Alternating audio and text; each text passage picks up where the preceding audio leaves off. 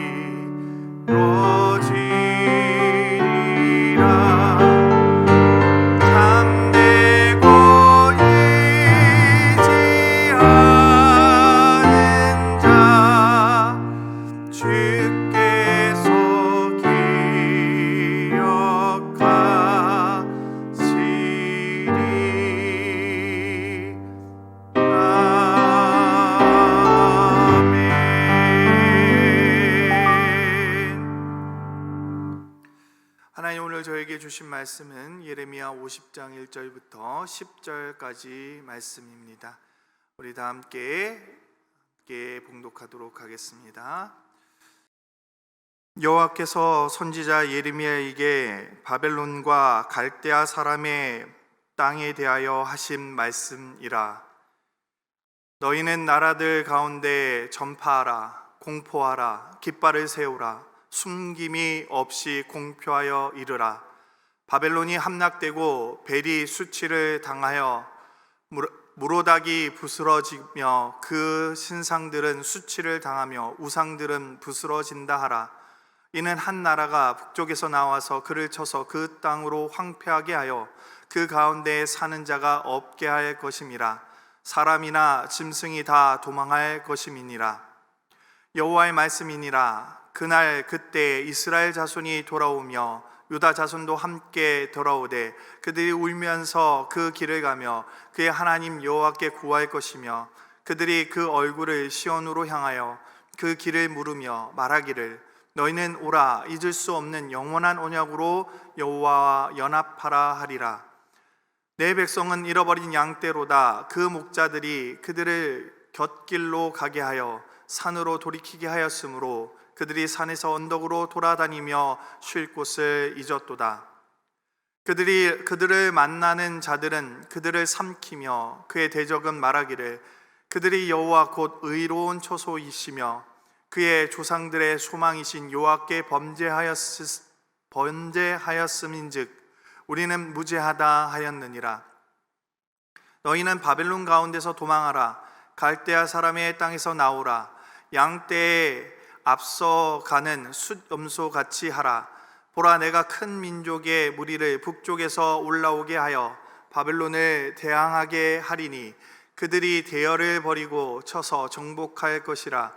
그들의 화살은 노련한 용사의 화살 같아서 호공을 치지 아니하리라. 갈대아가 약탈을 당할 것이라.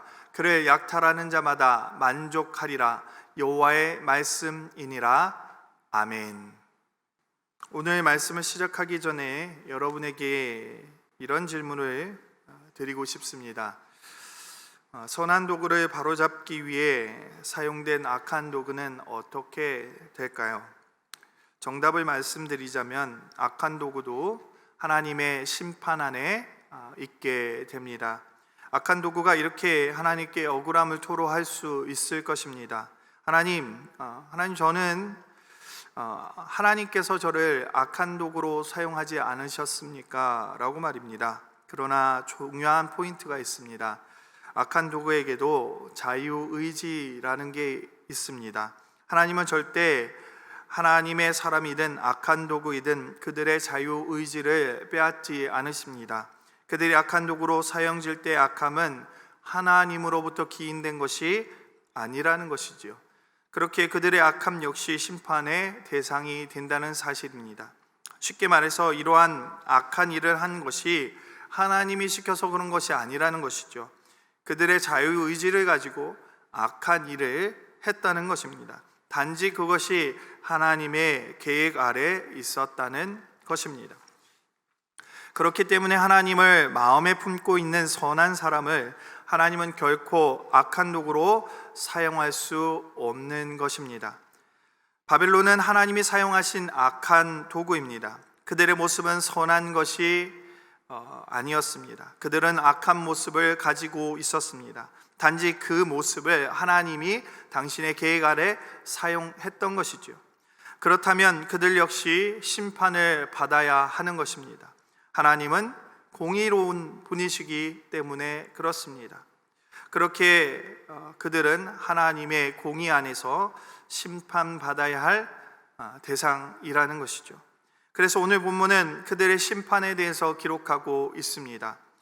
바벨론은 앞선 패권을 가지고 있었던 아수르와는 비교할 수 없을 정도로 강대한 대국을 이루었습니다. 당시 근동 지역에 감히 바벨론을 넘볼 수 있는 나라는 없었습니다. 그나마 대항할 수 있는 나라로 여겨졌던 애굽마저도 바벨론에 의해서 패배하고 말았으니 말입니다. 그들의 힘을 보여주는 여러 가지 것들이 있는데 얼마 전은 아니지만 그들의 유적들이 많이 발견이 되었습니다. 세계 7대 불가사리라고 부르는 공중정원이 있습니다. 여러분 보이십니까? 굉장히 멋있지 않습니까? 사막 한가운데 이러한 공중정원을 그들은 만들었던 것입니다. 둘레만 20km에 달했다고 합니다. 뿐만 아니라 그는 그 유명한 바벨탑을 건설했습니다. 순수 흙으로 건설된 이 높이가 현대 건물로 치자면 30층 건물, 91m 정도의 높이, 그리고 옆에 넓이도 31m 정도의 넓이였다고 합니다. 이런 모습이었을 거라고 추정하고 있습니다. 가장 강력한 것은 사실은 성입니다. 무려 900헥타르에 이르는 도시를 둘러싼 높이 14m의 성벽이 이중으로 설치되어 있었습니다. 마차가 지나다닐 정도의 성벽이었으니 얼마나 튼튼한 그리고 넓은 그런 성이었겠습니까? 뿐만 아니라 이 이중 성벽 주변은 물로 채워져 있었다고 합니다. 쉽게 생각해서 성 주변이 다 물로 채워져 있었던 것입니다. 폭이 10m, 깊이가 3m에 달하는 그러한 물줄기가 성 주변을 흐르고 있었던 것이죠. 당시 모습을 재현한 사진입니다. 보시면 아시겠지만 정말 어마어마한 규모의 그러한 도시였습니다. 이 도시는 이미 인공적인 상하수도 시설이 갖추어진 그런 도시였다고 합니다. 이런 대형 도시는 로마가 나타나기 전까지 나타나지 않았다고 합니다. 그러니 얼마나 그들의 힘이 강력했는지를 우리에게 보여주는 그러한 모습입니다. 고대 사회에 감히 이 바벨론을 대항할 그러한 나라는 없었다는 것이죠. 이런 엄청난 나라가 무너질 것이다 라고 누가 예측을 할 수 있겠습니까? 정말 전쟁을 해서는 도저히 무너뜨릴 수 있는 나라는 없었습니다. 실제로 바벨론이 무너진 것 역시 전쟁이라고 보기는 어렵습니다. 메대와 바사의 연합군에 의해서 멸망당했지만 무혈 입성을 그들은 한 것이나 다름이 없었습니다. 바벨론 주변의 나라뿐만 아니라 바벨론 백성들조차 메대와 바사 연합군을 지지했기 때문에 그들이 들어올 수 있었습니다. 그런데 하나님은 예레미야를 통해서 바벨론이 멸망할 것이다 라고 그렇게 먼저 말씀하고 있습니다. 당시 고대 사회 사람들이 이 예언을 들었다면 아무도 동의하지 않았을 것입니다. 설마 저 강대한 강력한 나라인 바벨론이 무너질 것인가? 그렇게 아무도 예측하지 못했을 것이죠. 하지만 하나님은 그들을 심판하시겠다라고 예레미야에게 오늘 말씀을 통해서 전하고 있습니다. 그 이유는 무엇입니까? 오늘 본문 말씀에 나오는 이유가 있습니다. 물론 다른 이유들이 계속해서 나올 것입니다. 2절 말씀과 관련해서 보면 바벨론은 벨, 곧 무로닥이라는 신을 섬겼습니다. 이 무로닥의 또 다른 이름은 바로 마루둑입니다. 그들이 섬겼던 마루둑이라는 신, 그리고 그들이 그 신을 주라 부르는 단어가 바로 벨이라는 단어입니다. 우리가 예수님을 주님 이렇게 부르듯이 그들은 벨이라고 부른 것이죠. 느부갓네살은 마루둑이라는 신을 주신으로 섬겼습니다. 그리고 앞서 말씀드렸던 그 바벨론의 꼭대기에 그 신전이 있었습니다. 바벨론이 아수르를 비롯한 근동 지역을 통치할 수 있었던 것은 사실은 누구 때문입니까? 하나님이 바벨론을 그 땅을 통치할 수 있도록 허락한 것 뿐입니다. 악한 도구로 하나님이 사용하신 것이죠. 그런데 그들은 하나님이 아닌 그들의 신 마루둑이 자신들을 그 자리 위에 놓게 했다라고 생각했던 것입니다. 그래서 그들은 마루둑을 주인이라 부르며 벨이라고 불렀던 것입니다. 정말 오늘 말씀하신 하나님의 말씀과 같이 그들은 결국 황폐해졌습니다. 그 땅은 황폐해졌습니다. 오늘 말씀에서 예언한 것과 같은 모습을 정말 모습과 같이 되어버린 것이죠. 지금 그 땅을 가보면 아무것도 없습니다. 지금 물론 어느 정도 복원을 해서 그 땅에 약간의 흔적들이 드러나 있지만 그곳은 정말 하나님의 말씀과 같이 사람도 없고 짐승조차 없는 그러한 땅이 되어버렸습니다. 반면에 하나님의 백성은 어떻습니까? 그들은 망한 것 같습니다. 이스라엘 백성들은 실제로 망한 백성이죠. 북이스라엘도 남유다도 다 멸망당했습니다. 예루살렘 성전 역시 파괴당했습니다. 도저히 복구할 수 없을 그러한 지경에 이르는 것이죠. 고대 사회의 최고의 나라인 바벨론과 이미 망해버린 이스라엘을 비교한다면 여러분 어떤 나라가 소망이 있어 보입니까? 하지만 하나님은 바벨론이 오히려 지구상에서 없어질 것이라고 말씀하고 있습니다. 그리고 이스라엘은 회복될 것이라 라고 우리에게 말씀하고 있습니다. 여러분 그 이야기를 듣는다면 어느 쪽 손을 당대의 사람들은 들겠습니까? 당시 사람들은 이렇게 질문한다면 무엇이라 대답하겠습니까? 바벨론의 신 무로닥 혹은 마루둑이 더 세냐, 아니면 하나님 이스라엘의 하나님이 더 세냐고 묻는다면 어떠한 답을 하겠습니까? 아마 고대 사회의 사람들이라면 저 바벨론, 이 근동 지역을 다 다스리는 바벨론의 신의 손을 들어줄 것입니다. 그러나 실제 이 예언은 어떻게 성취됩니까? 메대와 바사의 연합군은 바벨론을 무너뜨립니다. 앞서 말씀드렸던 것처럼 어떤 전투력의 차이로 이긴 것이 아닙니다. 바벨론 성문을 그 성에 있는 사람들이 열어서 그들을 환영했기 때문에 그들은 쉽게 그 성을 탈취할 수 있었습니다. 그들을 무너뜨릴 수 있었던 것입니다. 하나님의 약속이 이렇게 성취된 것입니다. 여러분, 누가 참 신입니까? 마루둑입니까? 아니면 하나님이십니까? 바로 우리 주 하나님이 참 신인 것이죠. 하나님은 공의의 하나님입니다. 그러기에 바벨론을 하나님은 도구로 사용하였지만 그들이 잘못된 신을 섬기고 그들의 주를 마루둑으로 바라보았기 때문에 하나님은 그들을 멸망시킵니다. 그리고 하나님의 백성은 반드시 회복시키십니다.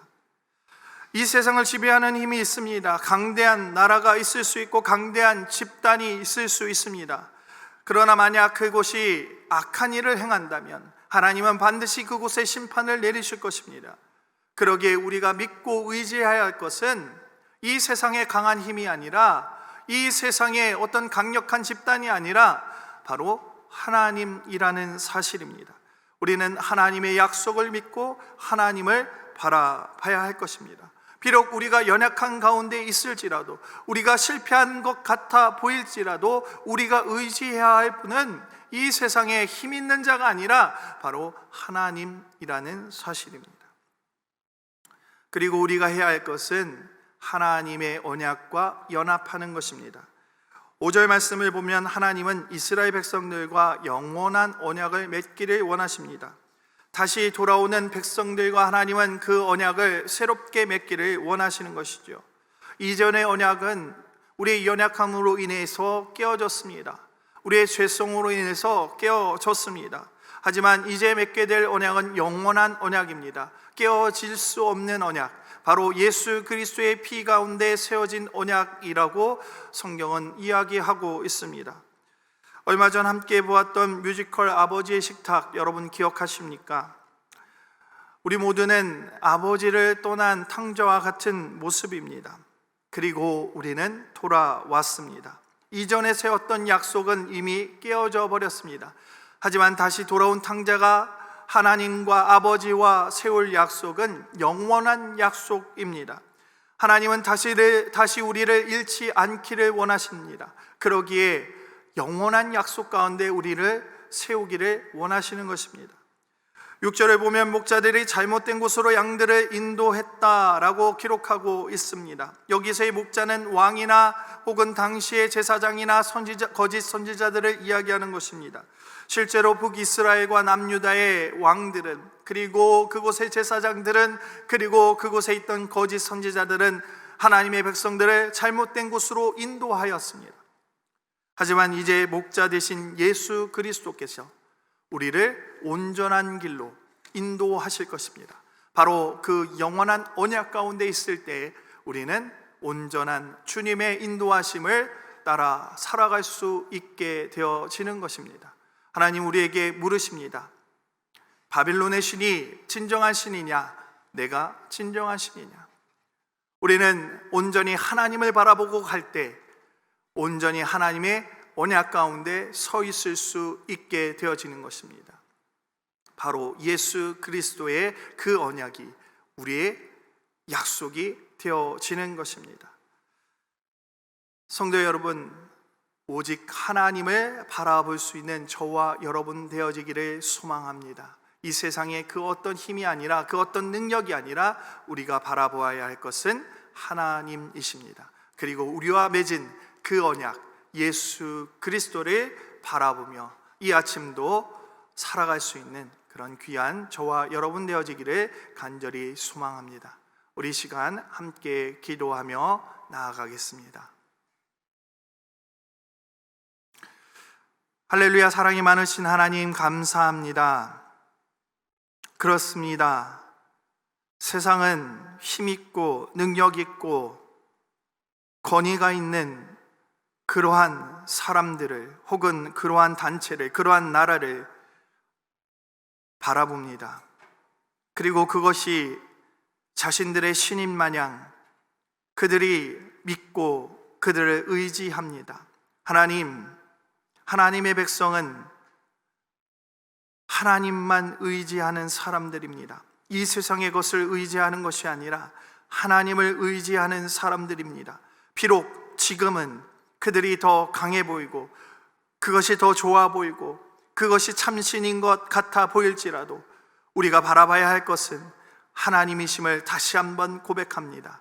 만날 모든 성도들 위해 주님 함께하여 주시고 오직 하나님을 바라볼 수 있는 그런 귀한 성도들 되어질 수 있도록 주님 도와주시옵소서. 팬데믹 상황으로 인해서 하나님, 우리가 의지해야 할 것이 불분명한 그러한 시대를 살아가고 있습니다. 하나님, 그러나 하나님의 백성인 우리는 오직 하나님만 바라보며 하나님만 신뢰하며 살아가게 하옵소서. 지금도 아픔 가운데 있는 성도들이 있습니다. 특별히 수술 후 회복 중에 있는 성도들 주님께서 지켜주시고 그들을 붙들어 주시옵소서. 이 아침 온전히 주님께 우리의 모든 것을 맡기고 나아가오니 주여 우리의 기도 가운데 역사하여 주시옵소서. 감사합니다. 예수 그리스도의 이름으로 감사하며 기도 올리옵나이다. 아멘.